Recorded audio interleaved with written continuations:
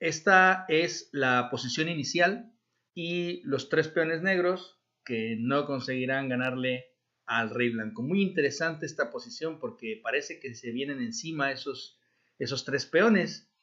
La pregunta es cómo podrá contenerlos el rey blanco. Y la primera clave de esta posición es que el rey negro no se puede mover, ya que terminarían coronando a alguno de los dos peones blancos. Vamos a suponer que el rey blanco se mueve a la casilla H2 y que el rey negro intenta capturar al peón de C6. Pues entonces el de A6 avanza y ya no hay forma que el rey negro pueda regresar para detenerle. Lo mismo pasaría si el rey pues va por el peón de A6, pues entonces es el de C6 el que se lanza a la casilla de coronación porque el rey negro ya no puede regresar. La segunda clave es que los peones blancos tampoco se pueden mover, ya que al moverse pues se los comería el rey negro y estaría lo bastante cerca para detener al peón en cuanto corone, pues se lo come. Así que como vemos, es una lucha sin cuartel entre los tres peones negros y el rey blanco, pero la cosa no termina ahí porque también hay una característica muy importante y fundamental que el rey blanco tiene que evitar y que es que esos tres peones no consigan avanzar hasta la siguiente fila, es decir, hasta la fila 3. En el momento en el que esos tres peones estén en falange, es decir, así como están, pero con una fila más adelante, en la fila 3, las blancas estarían perdidas, porque como veremos en algunas variantes que vamos a analizar.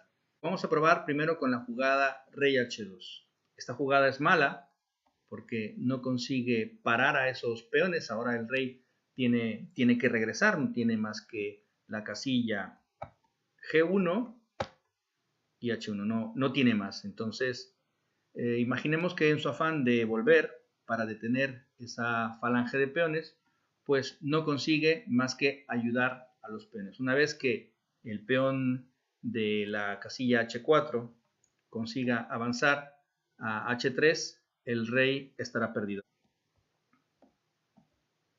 El rey no consigue contener a los peones.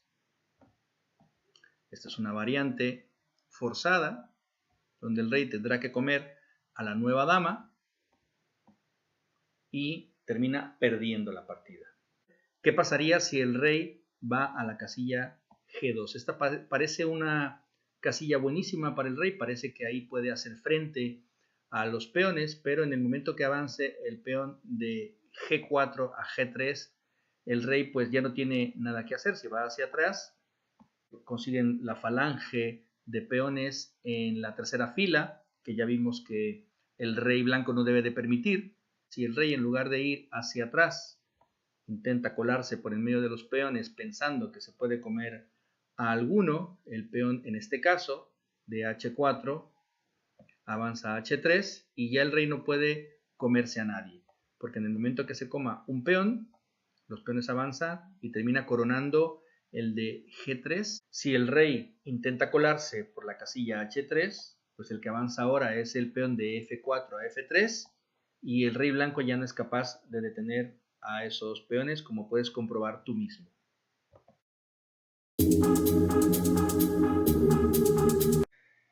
Ay, Nico, no te enteras de nada. Como dicen en mi pueblo, si no es Chana es Juana, si no es Marcial es Pascual. Ya vimos que hay dos jugadas que no funcionan, ni la jugada rey H2 ni la jugada rey G2. Entonces nos queda la única jugada, y por fuerza tiene que ser la buena, que es ir con el rey a G1. Esta es la jugada correcta.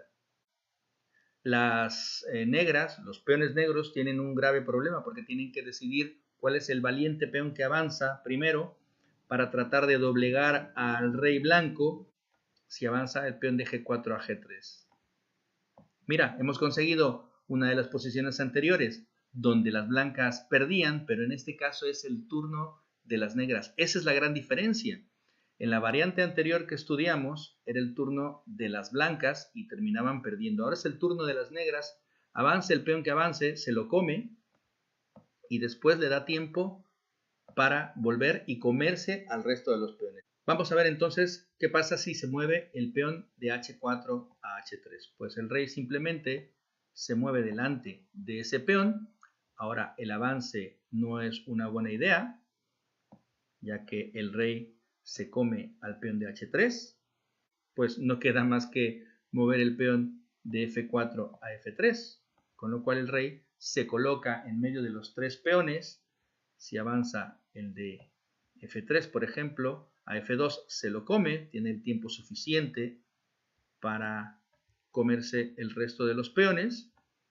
Y aquí, en este caso, simplemente obliga al peón de G3 a moverse a G2 para comérselo y termina comiéndose a los tres peones.